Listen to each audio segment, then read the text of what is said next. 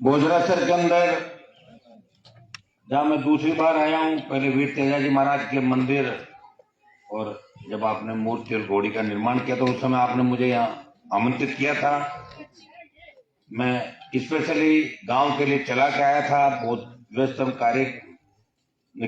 कार्य में से निकाल के, और उस समय भी आपका जोश और उत्साह जो जुनून था, मुझे पूरी उम्मीद थी, लेकिन उसमें मुझे नहीं पता था कि उपचुनाव हो जाएगा बीच में ही। सरदार शहर के अंदर राष्ट्रीय लोकतांत्रिक पार्टी दोबारा चुनाव लड़ रही। 2018 के अंदर भी आरएलपी यहाँ से चुनाव लड़ी थी। आपने सेवक आशीर्वाद भी दिया था, 10,000 से ज्यादा वोट आरएलपी पार्टी को आपने दिए थे। और उपचुनाव के अंदर नामांकन के बाद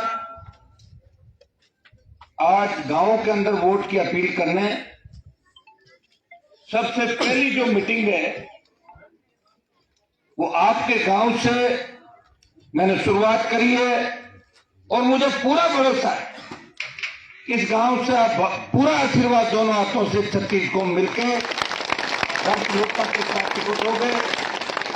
और भाई लालचंद जी मूंड, देखिए कांग्रेस और भारतीय जनता पार्टी जो टिकट दिल्ली और जयपुर से बांटे थे, लेकिन मेरे तीनों विधायक और 50 से ज्यादा नौजवान जो राजस्थान के अंदर अलग अलग जातियों से आते हैं, मजबूत नेता है, मैंने गांव-गांव उनको भेजा। और आप सबकी इच्छा थी कि भाई लालचंद जी मूंड को इस बार प्रत्याशी बनाया जाए।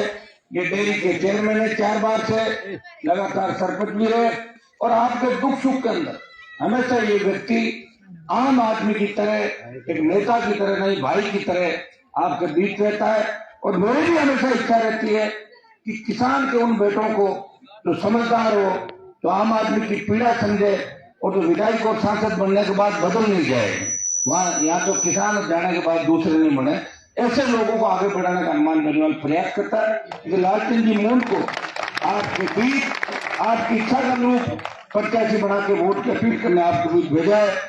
यहाँ उपस्थित मेरी पार्टी के प्रदेश के अध्यक्ष पुखराज जी गर्ग, और यहाँ मेघवाल समाज का बहुत याद है। सरदार शहर के अंदर जाट समाज के बाद सबसे बड़ी संख्या मेघवाल समाज की है, फिर ब्राह्मण समाज का नंबर आता है, और 36 कौम इस सरदार शहर के अंदर है। लेकिन मैं मेघवाल समाज के भाइयों से भी एक बात कहना चाहूंगा कि अगर राजस्थान में किसी पार्टी के प्रदेश का अध्यक्ष मेघवाल है, तो राष्ट्रीय लोकतांत्रिक पार्टी का प्रदेश अध्यक्ष मेघवाल समाज का है। 3 विधायकों में से 2 शेड्यूल कास्ट से आते हैं, एक बहन इंदिरा बावरी समाज से आती है। मैंने जब चुनाव लड़ाए 18 के अंदर 57 जगह चुनाव लड़ा पाया, संसाधन नहीं थे, समय कम था, और पहला किसान का बेटा हूं जिसने आपके सेवक आशीर्वाद जोश जुनून से पार्टी बनाई, और पार्टी बना के दोनों पार्टी को चुनौती दी। उस समय मैंने यह भी ध्यान रखा था कि मेरे चुनाव लड़ने से कहीं किसान कौम कमजोर नहीं पड़ जाए, इसलिए 200 सीटों पर चुनाव नहीं लड़ाए, मैं 57 को लड़ा पाया, सबका ध्यान भी रखा, प्रयास भी किया, अकेला व्यक्ति होते हुए 3 सीट निकाली। और आपने देखा होगा पिछले दिन जो प्रदेश से हुआ राजस्थान के अंदर, अगर तीसरी पार्टी कोई खड़ी नहीं राजस्थान के अंदर, 6 विधायक बसपा के बने थे हमसे ज्यादा, लेकिन गहलोत ने बसपा के 6 विधायकों को खरीद के कांग्रेस में मिला लिया। बीटीपी के 2 विधायक थे, बीटीपी टूट गई, लोकदल का एक था, कांग्रेस में चला गया, मंत्री बन गया, और कम्युनिस्ट भी मैदान छोड़ के चले गए और कांग्रेस पार्टी का दामन थाम लिया। अगर इस राजस्थान की जनता की आवाज बन के सड़क से लेकर सदन तक और लोकसभा तक इस राजस्थान के मान को बचाने का किसी ने काम किया, तो राष्ट्रीय लोकतांत्रिक पार्टी ने किया। तीनों विधायक इस विधानसभा के अंदर, चाहे कोरोना का मामला हो, चाहे एमपी से हमारी गाड़ दम तोड़ रही हो, चाहे ओबीसी आरक्षण की विसंगति को लेकर जिस तरह सरकार ओबीसी वर्ग के हितों पर कुठाराघात करी है, उस समय अगर सरकार के खिलाफ किसी ने मोर्चा खोला तो राष्ट्रीय लोकतांत्रिक पार्टी के विधायकों ने राजस्थान की सरकार को चौंकाया। तो परिवहन मंत्री घोटाला करता है, मुख्यमंत्री का खास मंत्री जिसका बेटा धर्म बदल के दूसरी लड़की से विवाह करके और जिस तरह रेप की घटना को अंजाम देता है, या सरकार के कई विधायक मंत्री जब हत्या, लूट और बलात्कार के अंदर शामिल होते हैं, उस समय अगर कोई आवाज बढ़ के आम आदमी की, गरीब की न्याय दिलाने की बात करता है, बीजेपी हाथ मिला लेती कांग्रेस से, तब राष्ट्रीय लोकतांत्रिक पार्टी सदन में और सड़क पे नागौर का शासन और कांग्रेस के बदमाशों को ठीक करने का काम राजस्थान के अंदर करता है। ये एक उदाहरण नहीं है, सैकड़ों उदाहरण राजस्थान के अंदर है। और मैं वो व्यक्ति हूं जिसने ये सोच रखी। देखिए, मैं भी मेरी पूरी जवानी समर्पित कर दी। मैं भी 2003 के अंदर मंत्री बनता, 8 में मंत्री बनता, 13 में बनता, 18 में बनता। और देश के अंदर जब मैं मोदी जी के साथ था, मेरे सामने पड़ोसी हुई थाली थी, आपके यहां से मैसेज आ रहे थे कि भाई साहब इस मोदी की गोदी से निकल जाओ। आप कहते थे मोदी गोदी में बैठो, चले जाओ। किसान कौन तकलीफ के अंदर है। आंदोलन पंजाब का था, हरियाणा ने समर्थन किया, दिल्ली ने समर्थन किया, और राजस्थान से अगर कोई किसान जो काले कानून थे उनके खिलाफ आवाज किसी ने उठाई, दिल्ली और जयपुर का राष्ट्रीय राजमार्ग किसी ने जाम किया, तो किसान के बेटे हनुमान बेनीवाल ने मोदी की सत्ता को ठोकर मारी और सत्ता को ठोकर मार के 70 दिन सड़क पे अपने भाइयों के लिए, किसानों के लिए मान और सम्मान की लड़ाई लड़ता रहा और प्रधानमंत्री को झुकने पे मजबूर किया। भाइयों, दूसरा जो कानून लेके आई देश की सरकार, अग्निपथ, सेना को ठेके में दे दिया। आज हमारे धरती पुत्री शेखावाटी अंचल के तो 62-65 कारगिल लड़ाई के अंदर किस तरह भारत माता की रक्षा के लिए प्राणों को न्यौछावर करके सीने पे गोलियां खा के शहादत देते। आज 4 साल के लिए अगर सेना को ठेके पे दे दिया तो 4 साल के लिए कोई नहीं जाएगा सेना के अंदर, और अगर जाएगा और उसको वापस निकाल दिया तो यहाँ वो बंदूक चलाना सीख जाएगा और लूट खसोट करेगा अगर उसको नौकरी नहीं मिली। इस बात को लेकर अगर देश में किसी ने ललकार भरी, हुंकार भरी, तो लोकसभा के हनुमान बेनीवाल आगे आया और जोधपुर में 2 लाख जवानों की रैली करके मोदी को चेतावनी दी, मोदी जी हम रहे या नहीं रहे, लेकिन जवानों के साथ कुठाराघात नहीं होने देंगे, मेरे भाइयों को न्याय दिला के दम लेंगे। और आप देखना, अब जब लोकसभा का सत्र चलेगा, आगामी जब समय आएगा, तो बड़ी रैलियां राजस्थान में और देश के अंदर करेंगे। भाइयों में से मेरे तो चूरू में रैली करने की बड़ी इच्छा थी। मुझे नहीं पता कि इस तरह चुनाव आ जाएगा, और इतना भी नहीं पता कि चुनाव इतना जल्दी हो जाए। चुनाव लग रहा था फरवरी मार्च के अंदर आएगा, लेकिन एकदम से चुनाव आ गया। मुझे तो ये भी लग रहा है कहीं चुनाव जल्दी इसलिए तो नहीं कराया कि हनुमान बड़ी रैली करे उसके बाद चुनाव हो तो दिक्कत नहीं हो जाए कहीं, जब पहले चुनाव करा लो। ये दोनों पार्टियां मिलकर राजस्थान में काम करिए।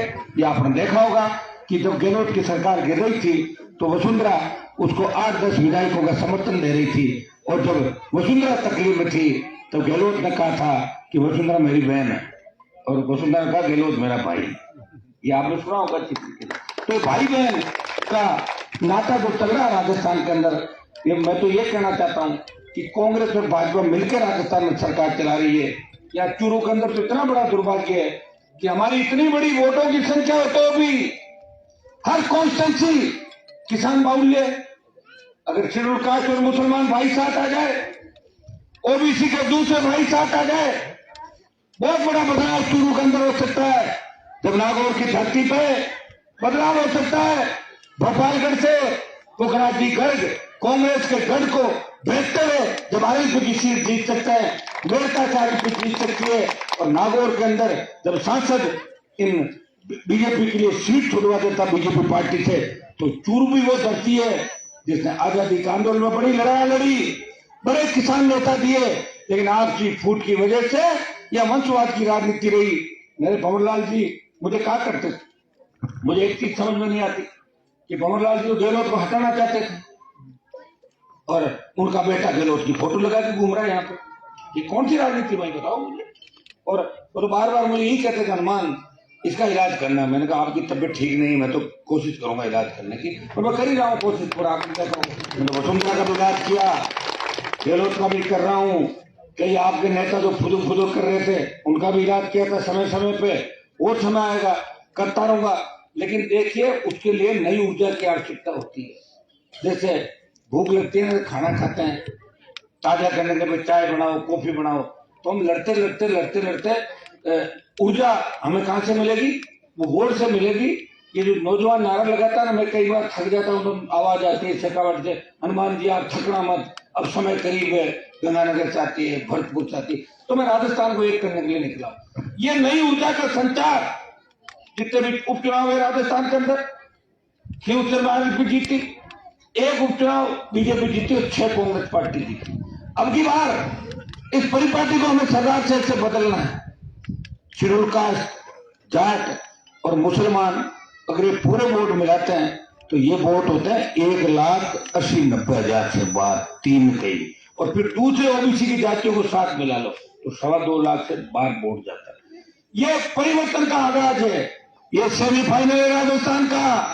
अगर सेमीफाइनल के अंदर आपने आपके भाई को जिता दिया तो फाइनल मुकाबले के अंदर मैं दोनों पार्टियों को परास्त कर दूंगा। इतना विश्वास मैं आपको दिलाता।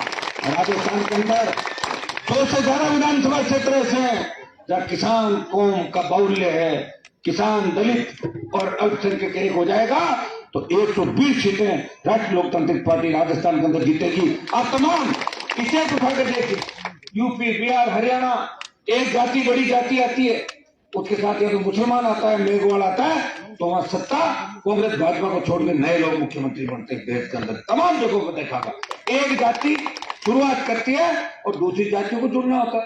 हमारे सीताराम जी नाइक यहाँ बीच में बैठे, नाइक समाज का बड़ा बाहुल्य, चुनाव लड़ा है सुजानगढ़ से सीताराम जी को। हमारे पास कोई बहुत बड़े संसाधन नहीं थे। 10 दिन की तैयारी के अंदर भारतीय जनता पार्टी के पसीने छुड़ा दिए और कांग्रेस के जो प्रत्याशी थे वो वोट मांगते समय मंचों पर रोने लग गए थे। मतलब ये स्थिति होगी कि मैं एक बार वोट दे दो। अब लोग कह रहे हैं मेरा सुजानगढ़ में के साथ गलती कर दी, मैं तो जीता हो कहीं जीता है बाद गड़बड़ होगा मामला, क्योंकि अब चुनाव बाद में होगा, गलती सुधार लेना। तो मैं आपको ये भी कहूंगा कहीं ऐसा नहीं हो कि कांग्रेस को वोट डाल दो और बाद में ये कहो हनुमान जी थोड़े वोटों का अंतर रह गया, आगे भी जीत जाती तो बढ़िया था। मेरे हाथ में था नहीं, मैं तो आपके गांव गांव जाऊंगा। देखिए मैंने प्रण किया कि भाई लालचंद मूंड के लिए हनुमान बेनीवाल गांव गांव जाएगा। मेरे चुनाव के अंदर वोट मांगने खियूसर के अंदर 2 ही बार गया था। एक बार जब फार्म भरा और दूसरी बार एक कार्यक्रम और था। खियूसर की जनता ने कहा आप राजस्थान संभालो, हम खुद चुनाव लड़ेंगे। और लोकसभा चुनाव के अंदर भी मैं पंचायतों में नहीं जा पाया क्योंकि मैं पूरी बीजेपी के लिए इस राजस्थान में वोट मांग रहा था। बीजेपी की जो 25 सीट आई, 24 आई है, उसके अंदर 15-16 सीटें हनुमान बेनीवाल की मदद से आई है।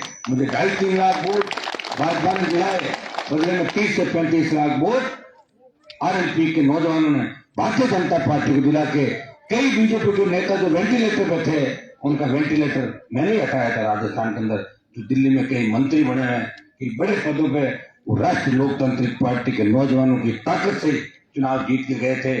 मुझे कोई कह रहा था, बीजेपी के नेता कल भाषण दे रहे थे कि आरएलपी दिखेगी नहीं।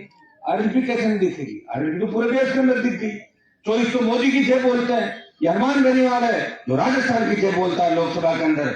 मोदी का जयकारा नहीं करता, मेरे अंदर वो ताकत है कि अकेला ही इस राजस्थान के तमाम मुद्दों की पैरोकारी करता हूँ।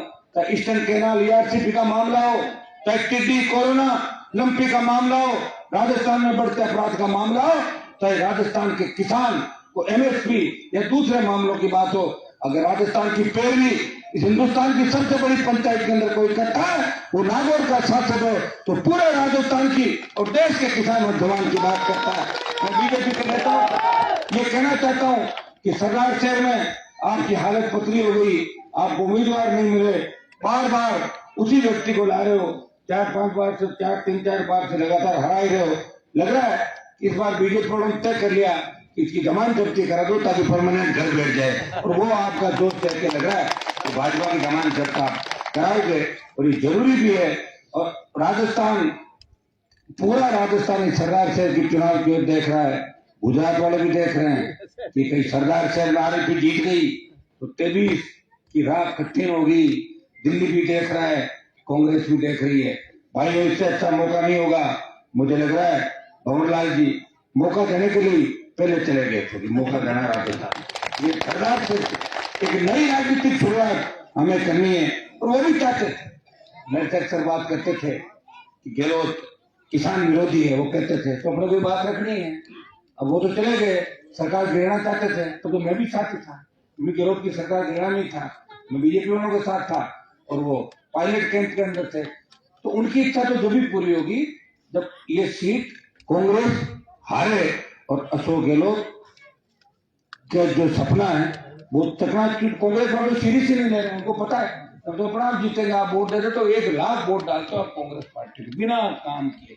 सरदार शहर में मुझे कहीं विकास नजर नहीं आ रहा। अस्पताल की बड़ी समस्या, बिजली की बड़ी समस्या, सड़कों की बड़ी समस्या, ये सरकार से जो राजनीतिक दूरी हुआ करता था, केंद्र होता था किसान राजनीति का, आज हम पीछे रह गए। कोई हमें पूछने वाला नहीं। कम संख्या के लोग हमारे ऊपर राज कर रहे हैं यहाँ पे। इन बातों को सोचना होगा। मैं आह्वान करता हूँ ओजरासर गांव के मेरे भाइयों से, 36 कौम के नौजवानों से कि मैं गांव गांव जाऊंगा और आपको अपने भाई हनुमान बेनीवाल का मान रखना है, उसे नई ऊर्जा देनी है। आप अगर मेरे को ये सीट निकाल के तो मैं आपको विश्वास दिलाता हूं कि आने वाला समय राजस्थान के अंदर आपका होगा। और हनुमान बेनीवाल अगर सरकार के नजदीक बैठ गया, मुख्यमंत्री की कुर्सी का अगर 50 मीटर के घेरे में भी बैठ गया तो कर्ज माफ भी होगा, फिर बिजली भी होगी, चोर मुक्त राजस्थान भी होगा, बेमुक्त अपराध मुक्ति चूरू होगा, या चूरू में फिर बंदूक गोली नहीं चलेगी। इस तरह किसान के बेटे एक दूसरे का खून नहीं बहाएंगे। ये मैं विश्वास दिलाता हूँ कि हमारी बहन बेटियां रात को 12 बजे भी सड़कों में ऐसे विचरण करेगी जैसे घर के आंगन के अंदर घूमती है। हनुमान बेनीवाल की व्यवस्था को राजस्थान का इसके लिए आपको शुरुआत करनी होगी। नौजवानों के अंदर भारी उत्साह राजस्थान का, लेकिन नौजवान के उत्साह के साथ साथ किसानों का आशीर्वाद भी बहुत बड़ी ताकत है। आपके आशीर्वाद से आगे बढ़ेंगे। और मैं लड़के तो मजबूत हुआ हूँ, ऐसे थोड़े हुआ हूँ। आप देखो 25 साल का मेरा इतिहास उठा के किन किन परिस्थितियों से लड़ा, कितने बड़े बड़े गुंडों से, कितने बड़े बड़े माफियाओं से, कैसे कैसे लोग थे नागौर की राजनीति के अंदर, किस तरह वोट देते थे, उन सबको घर बिठा के नागौर की जनता ने, क्योंसर की जनता ने, और विश्वविद्यालय में जब राजनीति करता था तो चूरू शेखावाटी के किसान के बेटों ने इस तरह सींच के एक छोटे पौधे को बड़ा किया था। आज वो किसान कौम के काम आ रहा है। मैं सत्ता छोड़ के पूरी जवानी इस कौम के लिए समर्पित की। आप अपील करने आया हूँ कि अपने भाई का मान और सम्मान रखना। ये छोटे बच्चे जो ईश्वर के रूप के अंदर है, ये जब नारे लगा रहे हैं और जिस उम्मीद से देख रहे हैं नए राजस्थान का सपना, इनका सपना जब भी पूरा होगा तो कांग्रेस और भारतीय जनता पार्टी को हरा के राष्ट्रीय लोकतांत्रिक पार्टी को भारी वोटों से यहाँ से चुनाव आप जिताओगे। मैं आपको विश्वास दिलाता हूँ कि सरदार से आप जिता दो। 1 साल का विधायक मांगने में आपके बीच आया हूँ। आपने 70 साल दूसरों को दिए, बीजेपी कांग्रेस पर भरोसा किया। 1 साल अपने भाई पर भरोसा करना। मैं आपको इस 1 साल के बदले नया राजस्थान दूंगा, ये विश्वास मैं आपको दिलाता हूँ। इस गांव के अंदर जो हमारे 2-3 प्रमुख आपने मांगे बताई, ट्यूबवेलों पर 300 वोल्टेज से कम लाइट, कुछ 132 के लालचंद जी बता रहे जे से 2 जे से क्या बढ़ाने से, मैं आपको विश्वास दिलाता हूँ वो जल्दी आपके बढ़ाएंगे, चाहे रिजल्ट कुछ भी हो चुनाव का। एक कच्चे कनेक्शनों की डिमांड राशि बढ़ने के बावजूद नहीं हो रहा है, ये हम कैंप लगाओगे, आपके सारे कनेक्शन करवा देंगे। घर घर नल पानी योजना जो वंचित रह गए इनका भी कराएंगे। 12वीं विद्यालय हाईवे पर है तो इसका क्या करना होता है? पुल बनाना है सर, ऊपर से ब्रेकर से नहीं चलेगा सर, ऊपर से पुल बनाना है सर, में जाके बच्चा उतरे। तो इसका एक बार वहाँ से टीम बैठ के कैसे ऊपर नीचे कैसे होता है सही ढंग से करेगा सर, पुल बनेगा ऊपर। नहीं सर 5 बजे तक की स्कूल दे ना लगे, अपन ये बैठ के कर लेंगे, आज नहीं होगी। सुनो, मैं जब आपके बीच कमिटमेंट करके जा रहा हूँ ये समझ लो हो जाएगा काम, आप निश्चित रहें, ठीक है। देखिए पूरे राजस्थान की और देश की नजरें हैं सरदार शहर पे, और अब की बार आपको राजस्थान का सरदार बनना है। सरदार शहर वालों को सरदारी आपके हाथ में, अगर ये सीट जिता दी तो दिल्ली तक एक ही चर्चा होगा कि सरदार शहर जीत के मतलब राजस्थान जीते, निपटे हो जाएगा। 50 सीट सरदार शहर प्रभावित करेगा। मैं 2-4 जोरदार जेकर लगा दूं। गांव के अंदर जो हमारे मंदिर है लोक देवताओं के, जिनसे हमारे गांव में सामाजिक समरसता भी बनी रहती है, बहुत खुशी है। 36 कौम के लोग हमें सुनने के लिए, आशीर्वाद देने के लिए। मैं इतना ही विश्वास दिलाता हूँ, मैं पीठ दिखाकर नहीं भागूंगा, हर समय इस किसान और जवान के लिए लड़ता रहूंगा। इतना भरोसा आपको अपने भाई पर करना होगा। 2-3 देखा होगा। जय मेरे ठाकुर जी महाराज की, तेरा जी महाराज की, बजरंग बली की, गोसाई जी महाराज की। मैं सारी बोलूंगा, सुननी पड़ेगी आपको ना।